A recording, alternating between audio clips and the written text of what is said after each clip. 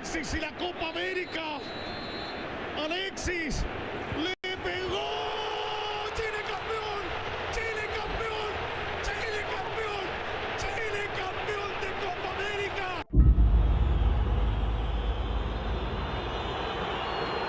Este plantel, que es un plantel de oro, este plantel que fue capaz de ganar tantas cosas, se ha quedado afuera del Mundial 2018.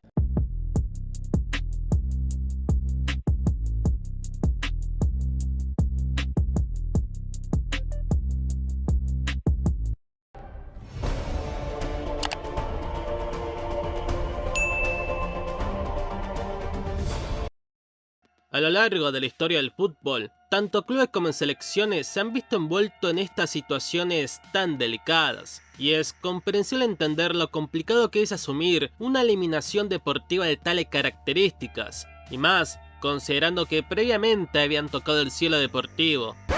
Pero bueno, todo esto ya lo conté en la introducción de la primera parte de este tema, por lo que no voy a extenderme demasiado, sino que voy a limitarme a listar otras 7 derrotas deportivas que marcaron el fin de una era.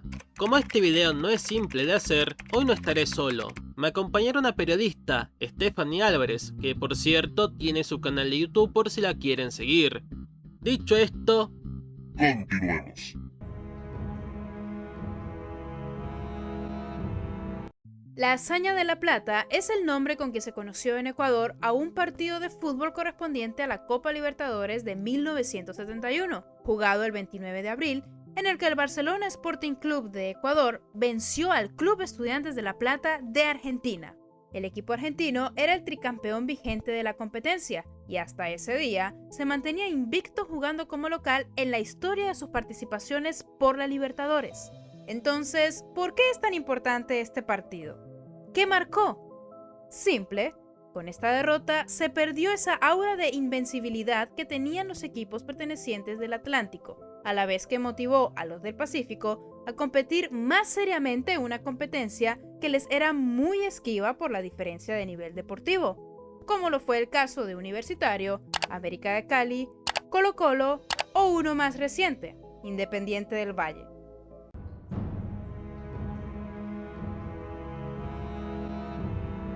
tal como se estableció en la primera parte, uno de los grandes defectos del Barça es su tendencia autodestructiva, ya que cuando por fin logra encontrar un buen equipo, siempre surge una crisis que de forma gradual lo va dejando en evidencia. Por ello, cuando tiene una derrota deportiva de consideración, la institución catalán revienta como cual burbuja, y un gran ejemplo de esto ocurrió el 7 de mayo de 1986 durante el marco de la final de la Copa de Europa. En dicho encuentro, el Barça definía ante el Steaua la gloria continental. Sin embargo, de manera sorpresiva, o no tanto, considerando la inestabilidad que existía en el plantel del Barça, el equipo rumano derrotó a su par español en la tanda de penales, consiguiendo así su primera orejona. Mientras tanto, y como cabría esperar, el resultado fue demoledor para el Barça, que viviría una grave crisis en lo institucional y en lo futbolístico. Recién en 1992, y con la ayuda de un histórico como Cruyff, el equipo culé conseguiría su primera Copa de Europa ante el Sampdoria italiano.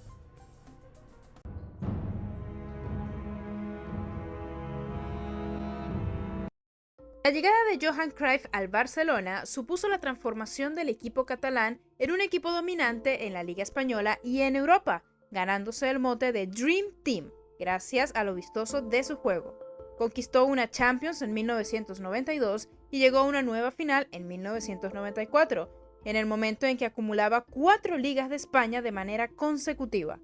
Eran los favoritos a coronarse, sin embargo, su rival en la final fue el todopoderoso AC Milan, que también atravesaba por una de las mejores épocas de su historia y le endosó una estrepitosa goleada por 4-0. Tal como ocurrió con la derrota frente al Steaua en Sevilla, aquel resultado sepultó una buena época deportiva e institucional del Barça, que no pudo volver a una final de Champions hasta 12 años después.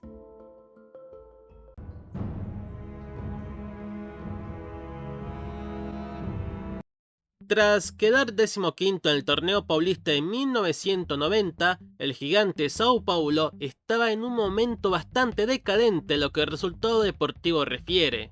Por tanto, para remediar la situación, el equipo tricolor contrató como entrenador a Tele Santana, quien había dirigido al seleccionado brasilero en los mundiales de 1982 y 86. Ya en el banco, el DT paulista haría un trabajo sublime.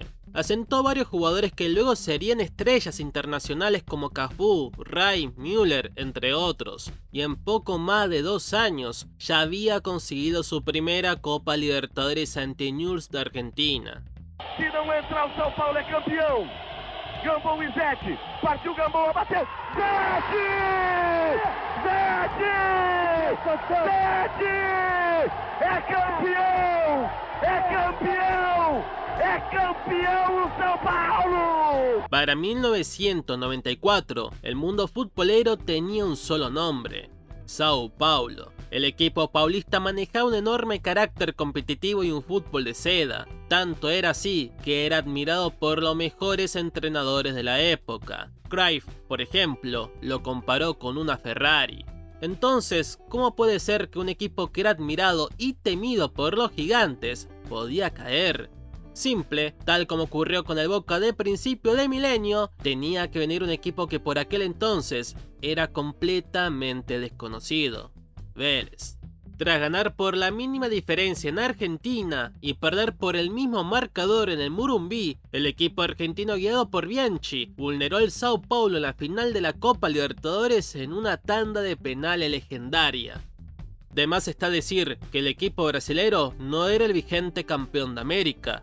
No, era el vigente bicampeón de América y del mundo. Con esta impensada derrota, la brillante era el mítico Sao Paulo de Tele Santana había terminado.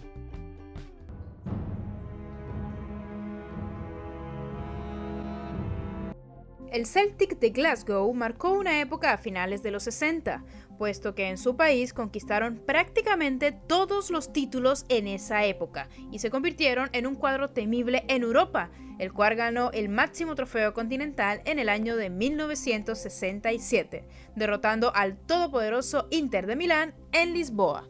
Con esta victoria, los Leones de Lisboa, apodados así por su jerarquía, fueron el primer club que conquistó el trébol: Liga, Copa y Champions. Tras varios tropiezos en los subsiguientes años, en 1970 se presentaría nuevamente la oportunidad de ser los mejores de Europa. Esta vez, su rival sería el sorpresivo Feyenoord de Holanda. En un partido dramático que se tuvo que ir a los tiempos extra, el cuadro holandés resultó victorioso y se convirtió en el primer equipo de ese país en ganar la Champions League. Para el Celtic, marcó el fin de su poderío en Europa, aunque si bien siguió dominando la liga de su país, ya no pudo volver a una instancia definitiva en el continente, teniendo que esperar hasta el 2003 para volver a una final europea, aunque en este caso fue de la Copa UEFA, un trofeo que no le hacía justicia a la historia del gigante escocés.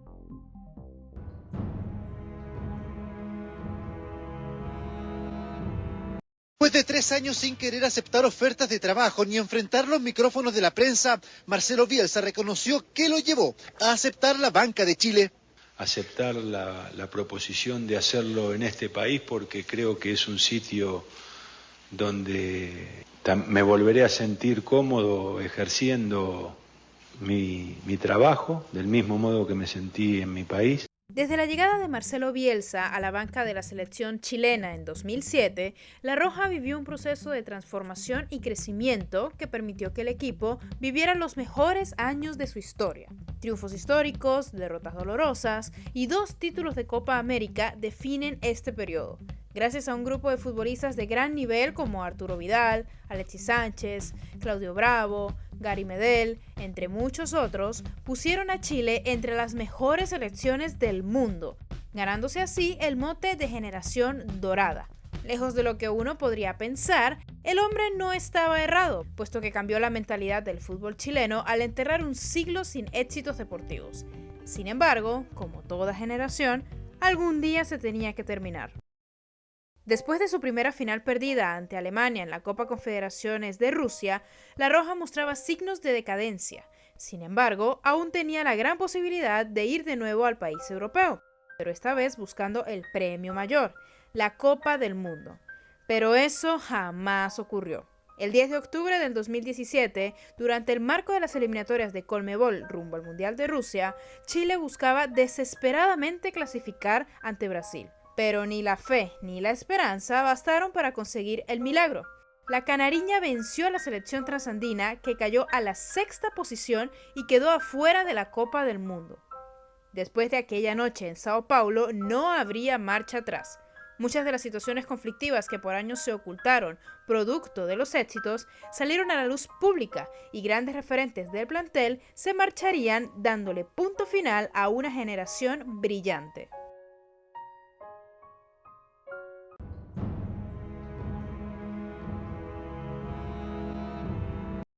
Y para terminar, tenemos al que considero yo es la derrota más disruptiva de la historia del fútbol. Sí, como escuchaste, no solo perdió el equipo implicado, sino el deporte en sí. La edición de la Copa de Europa de 1985 no dio lugar a la sorpresa, puesto que los favoritos a llevarse el título, la Juventus y el Liverpool, habían llegado a la final que se iba a disputar en Heysel, Bélgica. Ambos equipos ya se habían enfrentado 5 meses antes en la Supercopa de Europa, por lo que era más que factible que tanto la parcialidad inglesa como la tifosi clamaran por una revancha que excediera lo deportivo.